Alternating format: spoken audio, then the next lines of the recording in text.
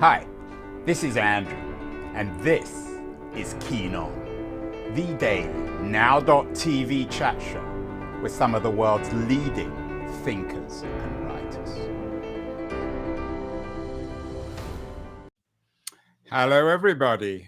Given what's happening in the Middle East, particularly Gaza, some people might think that it would require a little bit of chutzpah, or what my grandmother would call as chutzpah, to write a book about how Judaism is all about love. However, my guest today, Shai Held, has done exactly that. He is very much involved. He's the president and dean of the Hadar Institute in New York City, Center for Advanced Jewish Learning, and a man, I think, of the left within the Jewish community. And he's joining us from White Plains today. Shai, congratulations on the new book. Leaving aside the issue of chutzpah, if Judaism, if you're right, if Judaism is all about love and you're trying to retrieve or resurrect that tradition within the faith, is it compatible in your view with Zionism?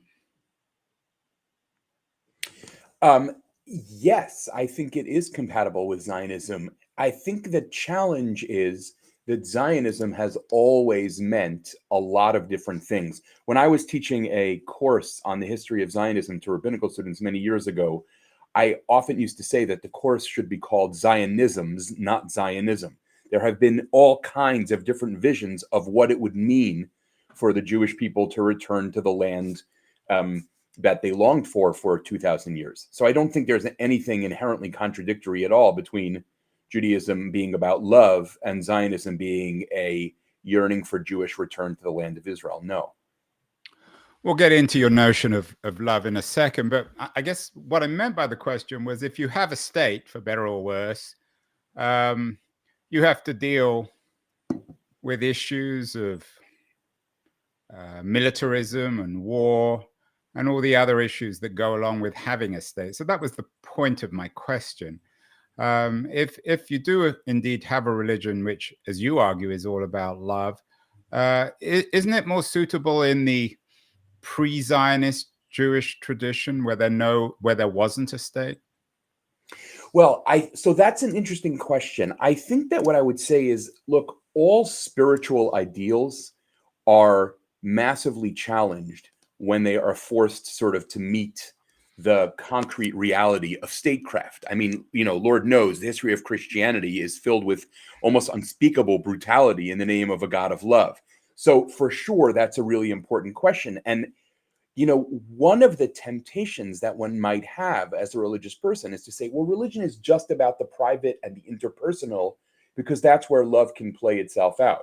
I think it's more challenging, more difficult, obviously, to try and talk about how a tradition that is about love can speak to the reality of geopolitics. That is really very hard. Now, of course, the Israeli state does not see itself as governed by Judaism, right? It's a secular state.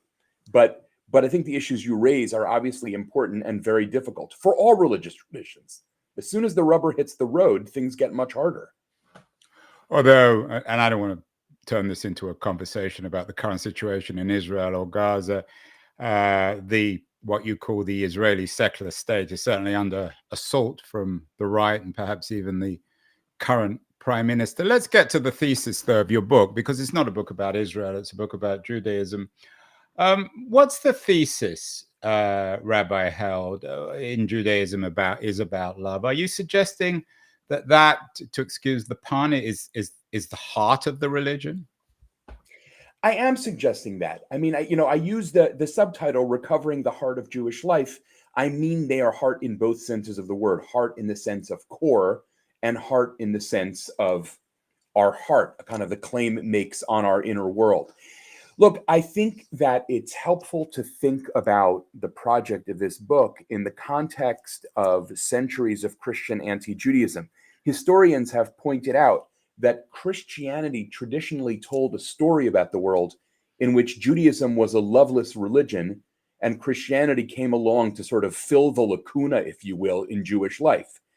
And one of the things that I suggest is that over thousands of years, many Jews internalized that Christian anti-Semitic, anti-Judaic trope, such that even Jews began to say, oh, Judaism is not about love. Judaism is about something else, like justice or law, etc. Now, what I'm trying to argue, though, is nuanced. I'm not saying that Judaism is about love to the exclusion of things like law or justice, but rather that love is the red thread that animates the whole project of Jewish life. So what is love? I mean, you've obviously grappled with this subject. You've written a book about it. How would you define the L word, the four-letter L word? Yeah, well, so I would say, for starters, at the risk of sounding like I'm evading your question, I don't think anyone should be foolhardy enough to attempt a straight up definition of what love is. But I think there's a few things we can say that are helpful.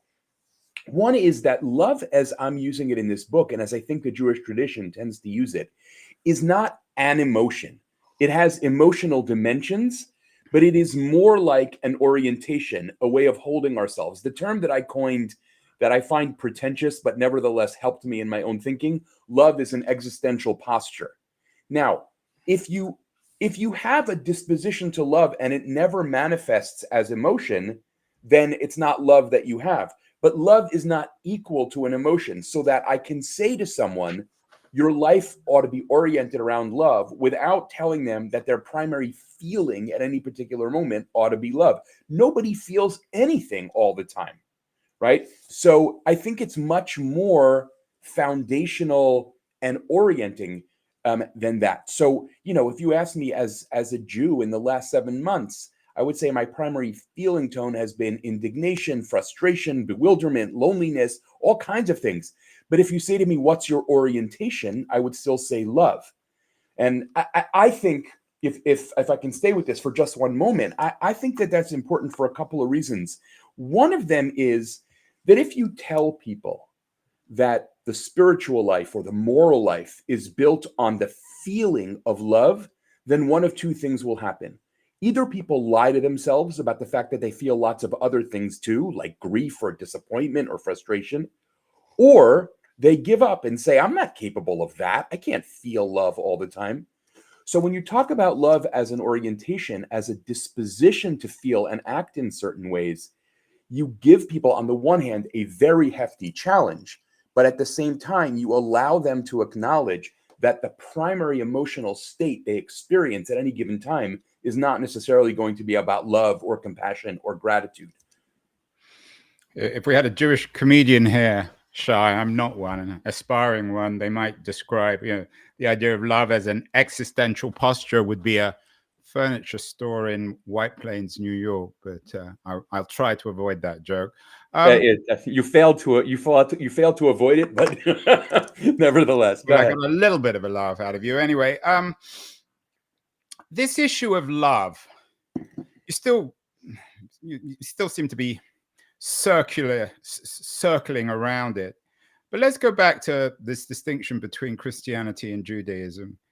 Can Judaism be a religion of love if it's rooted in a tribal quality, if it's rooted in excluding the vast majority of people from its faith? In your definition, is it just about Jews loving each other? Is it about God loving the Jews or the Jews loving God? Or is it a more universal sense of loving humanity, even if not all of humanity is Jewish? Well, so I think this is actually part of Judaism's creativity on this point, is that it's very much both. That Judaism insists that the path to the universal is through the particular rather than around it. So it starts with love of one's neighbor, meaning in Leviticus, one's fellow Jew, one's fellow member of the covenant, but it includes also love of humanity, of all human beings created in God's image. So it's sort of like asking, do I love my family or do I love my community? So the answer ideally is both. So the Jews are like a family and humanity is like a community, at least in this vision of how ethics would work. So, I call this Judaism's particularist universalism. An example of this that may be helpful to your listeners is that you have among some Christians, for example, certain kinds of Lutherans, the idea that what it would mean to love your neighbor is to love every person in the world equally, what philosophers call equal regard.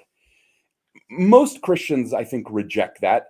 And I would say all Jewish thinkers reject that, because Judaism, I think, works with the grain of nature rather than against it. That is to say, it's never going to say, oh, don't love your own children so that you love all children. It's going to say, love your own children, and then build that love out to include others as well. You asked another question in there also about God. So one of the things that I argue at some length is that the idea that God has entered into a special covenant with the Jewish people has really never meant, and therefore God is indifferent to everyone else.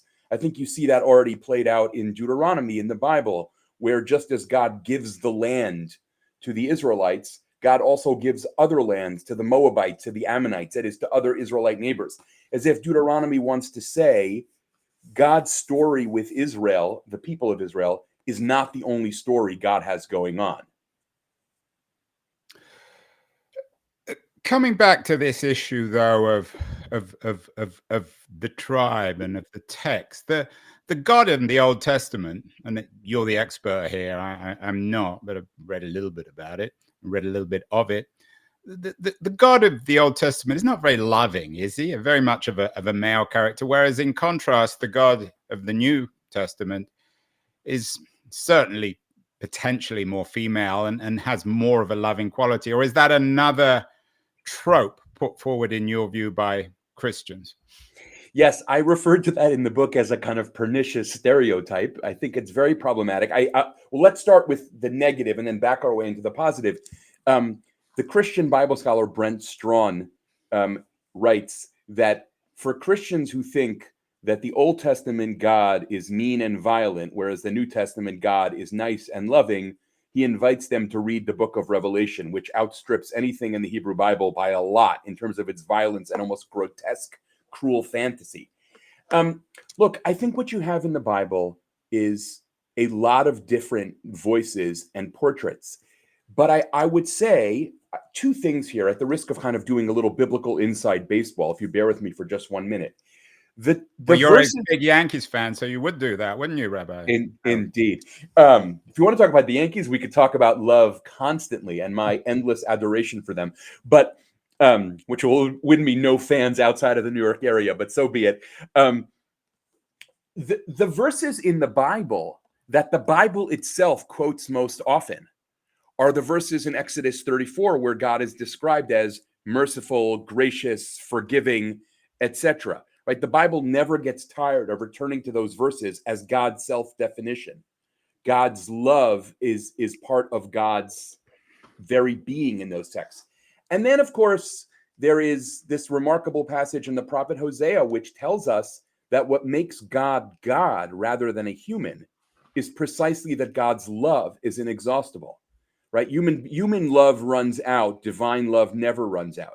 That's hardly the Old Testament God of, all the stereotypes that are, put forward. Now, I don't pretend, I'm not an apologist in this sense. I don't pretend that I can make every difficult text in the Hebrew Bible, easy and fun to live with. I don't pretend that. But I do think the Bible is much richer and more complex than that stereotype would suggest. You're a biblical scholar within the Jewish tradition. Of course, there are equivalents within Christianity and also equivalents within Islam. We've done shows about Christianity really being all about love and Islam really being all about love. Can't scholars like you, very learned men who have read these texts carefully, perhaps too carefully, can't you always cherry pick and find stuff that supports your thesis?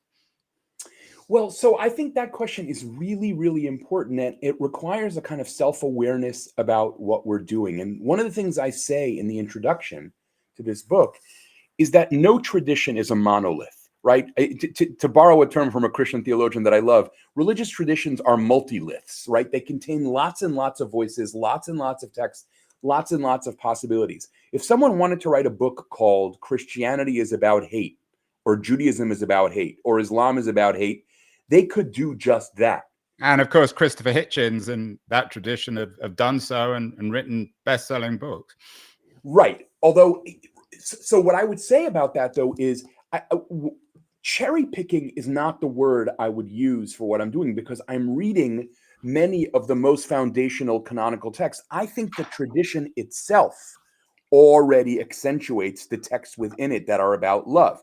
When we say, for example, in Judaism, that love your neighbor as yourself is the great principle of the Jewish tradition, we're saying something like Judaism is about love.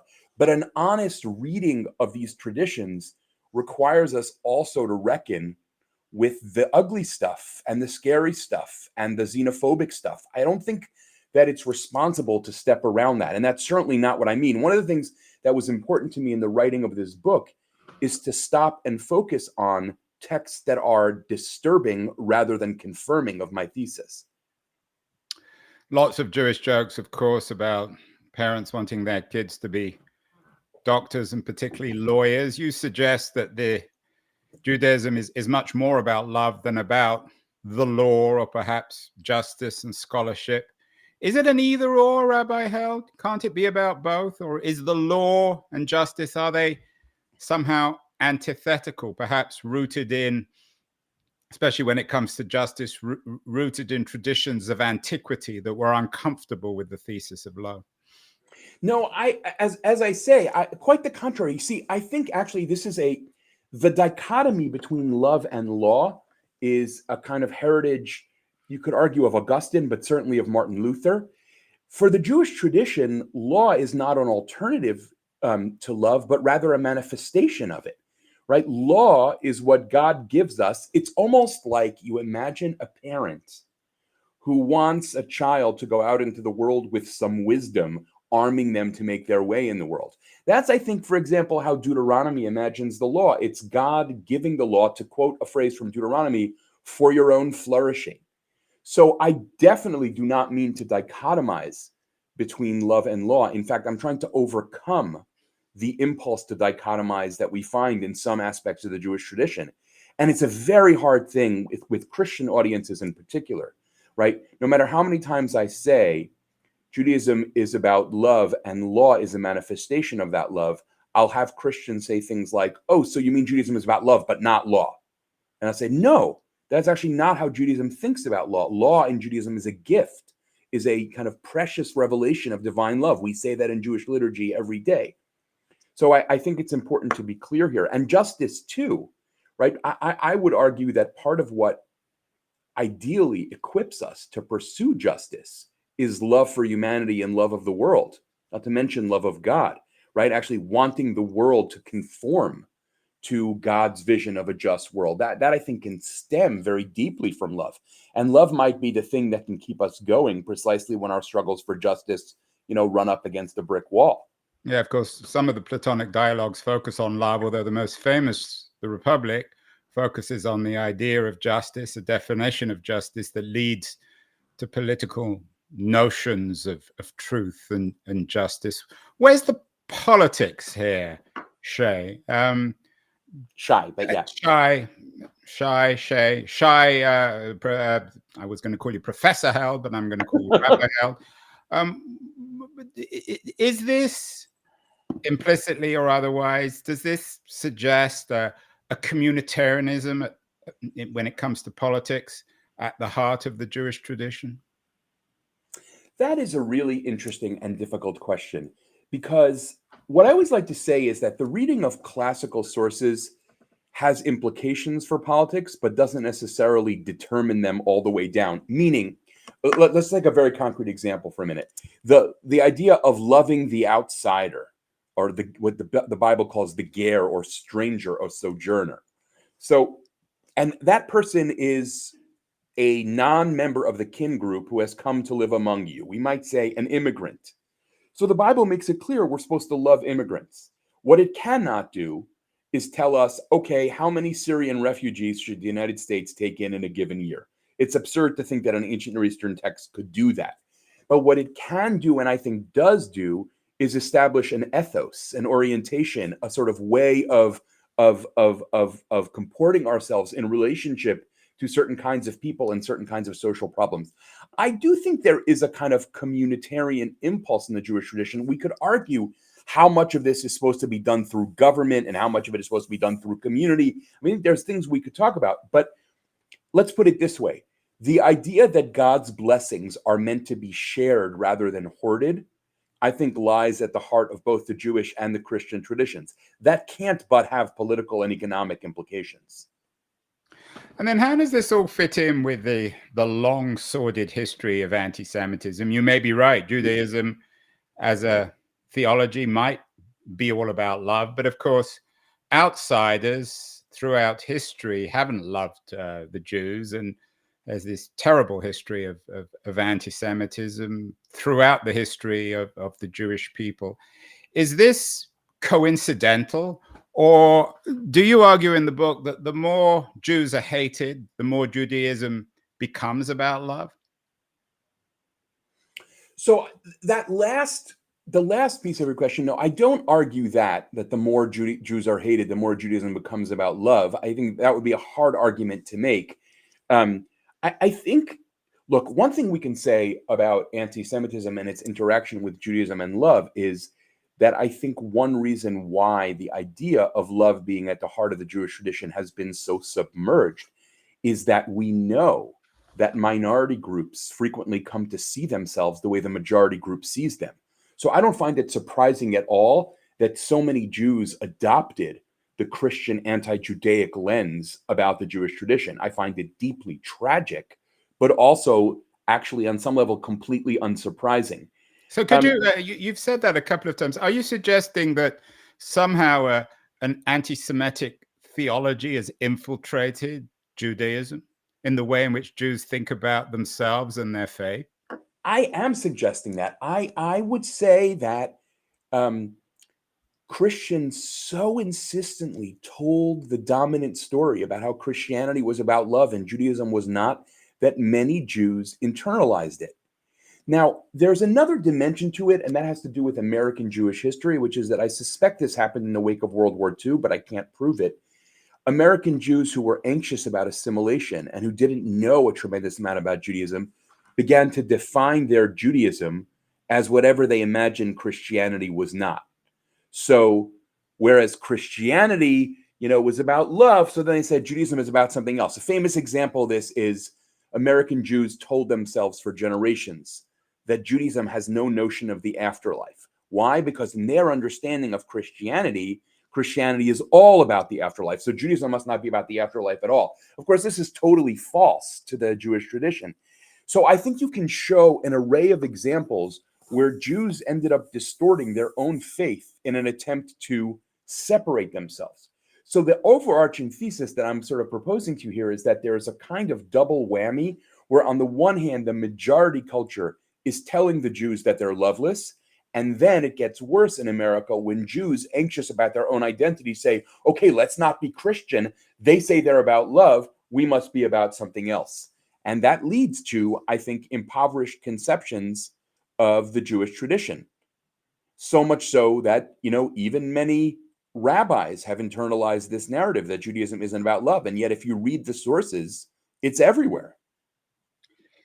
I don't want to become preoccupied with this, but why is it anti-Semitic? It may be wrong, but making this distinction, as you suggest Christians have done historically, between Judaism being about the law and Christianity being about love, that's not anti-Semitic, is it? Well, so I think it's certainly anti-Judaic in that, let's think of it this way. Christianity says love is the highest ideal. Judaism is completely devoid of it.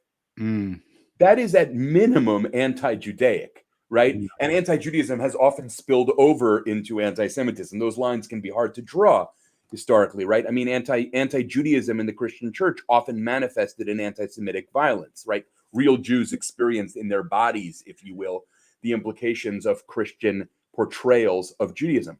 So I think it is very much anti-Judaic. It's not like someone saying, oh, Christians believe in the Trinity, but Jews don't. It's much more biting and harsh and degrading in its kind of energy than that. There's a long tradition, certainly in Western secular thought, about self-love, warnings of self-love. Rousseau comes to mind. In your view, in your reading, Rabbi Held, are there continual warnings in the Judaic tradition about self-love? You know, it's interesting. I've been getting asked this question a lot as I've traveled talking about the book. And one of the passages in the Jewish tradition that I've been sharing that I didn't write about in the book, but perhaps I should have, I don't think I wrote about it in the book at least, is that one prominent 20th century rabbinical figure, Rabbi Abraham Isaac Cook, observes how interesting it is that some people see self-love as the greatest of the virtues, while other people castigate self-love as the lowest of the vices. And that has sort of led me, me Shai, to be wondering a lot about exactly what people mean when they talk about self-love, because my sense is, just from conversations with students over the years, is that people mean an incredible array of different things when they talk about self-love. So I would say certain versions of self-love, the idea that we are infinitely valuable, right, are actually deeply rooted in the Jewish tradition. Whereas other forms of self-love, the kind of self-love that kind of veers off into selfishness and self-centeredness, etc., the Jewish tradition casts a very dim view of. But, I've actually considered writing a book about all the different things that people have meant by self-love and whether it would help us in Western culture to be more clear about what we mean when we talk about it. Yeah, Rousseau, of course, distinguished a good and a bad self-love. I wonder in the Jewish tradition whether it requires getting beyond time and space and thinking about oneself as a Jew within the timeless, spaceless community, as opposed to one single Jewish life. I mean, I think there's some of that. I would also say, I mean, this is something I wrote about in my first book, which was about the theology of Rabbi Abraham Joshua Heschel.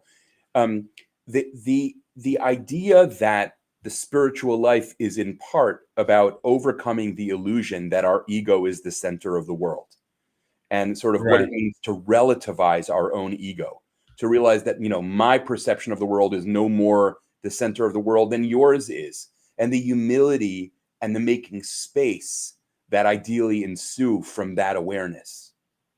Although people will be encouraged or amused or horrified to know that Rabbi Held even has his own Twitter account. So there may even be a little bit of self-love in everyone, even the best rabbis. We are speaking with Shai Held, the author of Judaism is About Love, Recovering the Heart of Jewish Life. Fascinating conversation. I'm going to take a short break, and then I want to come back and end the show talking about the crisis, or what some might see as the crisis of Judaism in 2024. But I want to thank our friends at Liberties, a quarterly journal of culture and politics. I wonder if Shai Held knows Leon Wieseltier, certainly a very influential figure also amongst American Jews. He's the father, the editor-in-chief of Liberties. We're going to run a short feature on Liberties, and then we'll be back to talk more about whether or not Judaism, or how we're going to make Judaism more about love in 2024. So don't go away, anyone. We'll be back in a second.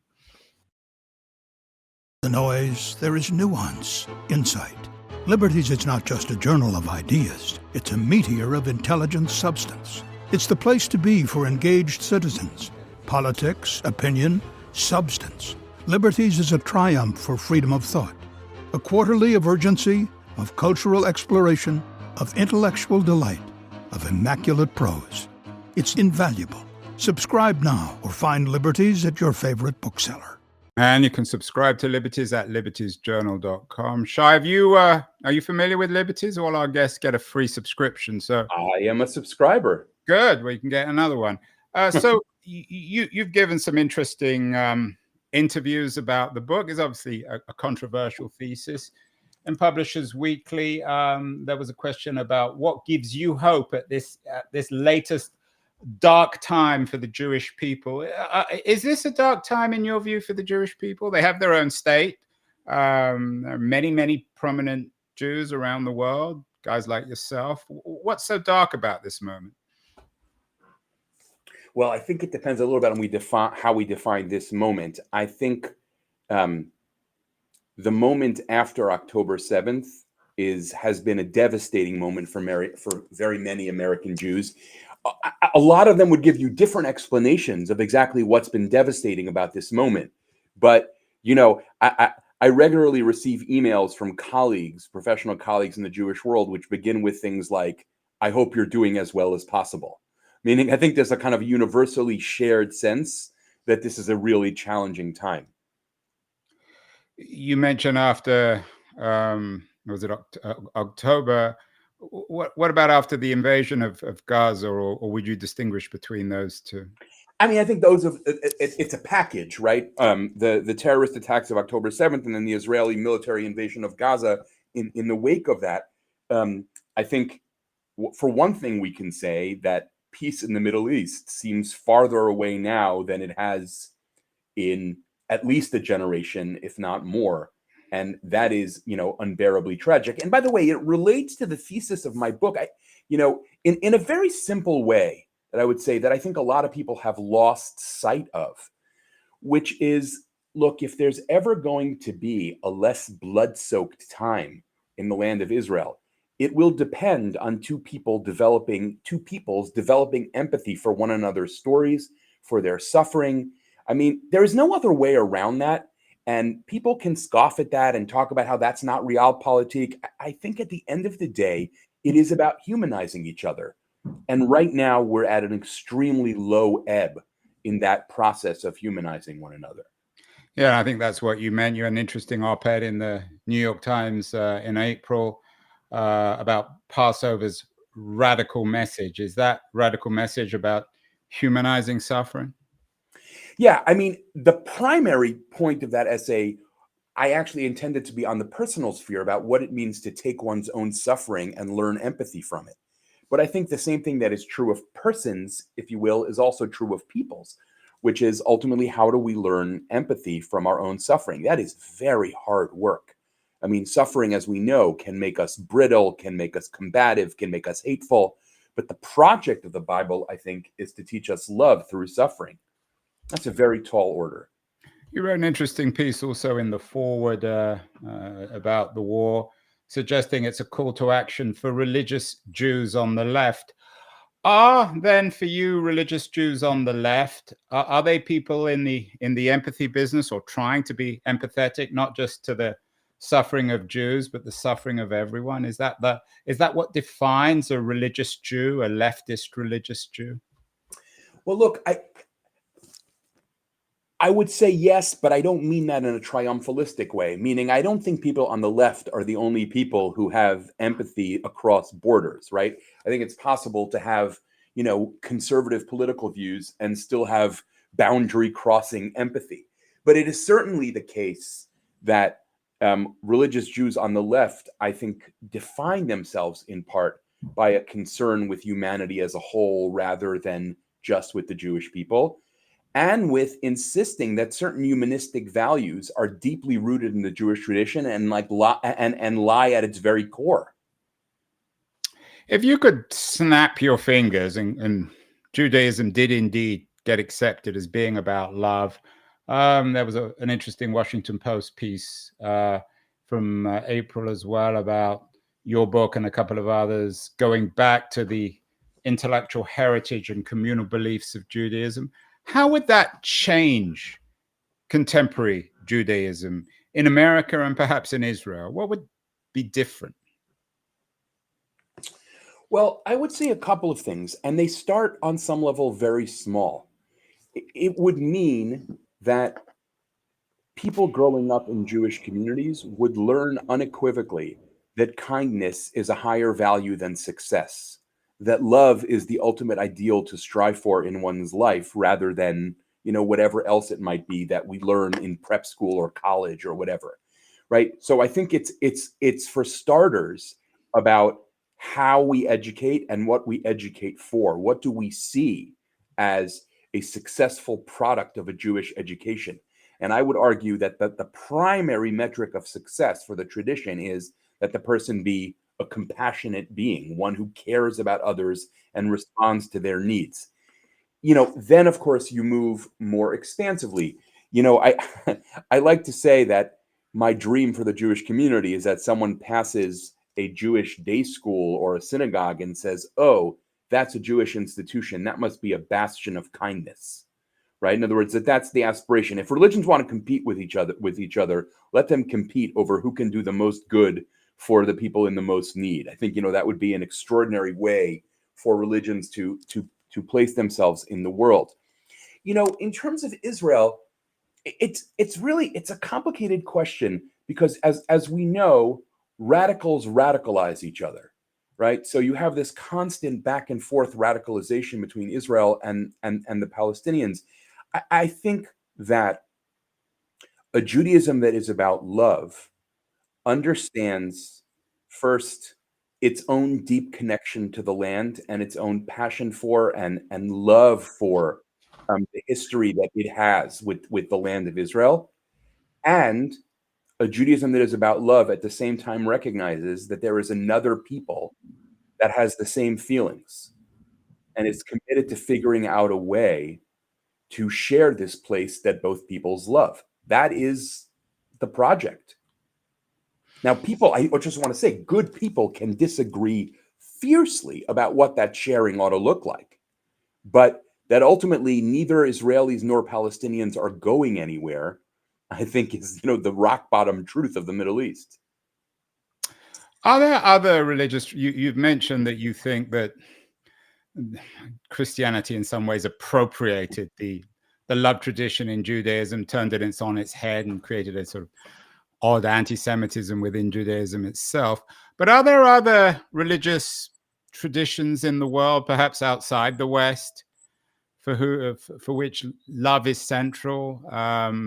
Buddhism, for example? Yeah, I mean, so that question allows me to say one other thing that I think is helpful. Then I can answer the question more directly. Love, as I'm using it, and this is increasingly the case among moral philosophers in general, that love is an umbrella term for a whole array of pro-social postures: compassion, care, kindness, etc. I think Buddhism, certainly American Buddhism, is totally preoccupied with compassion as a virtue. And I think there's a really interesting conversation to be had among different traditions about different ways we might think about or conceptualize what compassion is. But for sure, there's a reason why many American Jews feel drawn to Buddhism, and there's a bunch of reasons. One of them, I think, is that they recognize a lot of the talk of compassion, and in American forms of Buddhism, there's less God talk, and a lot of American Jews trip up on the God talk. So Buddhism becomes a very appealing alternative for a lot of American Jews. Final question, Rabbi Held.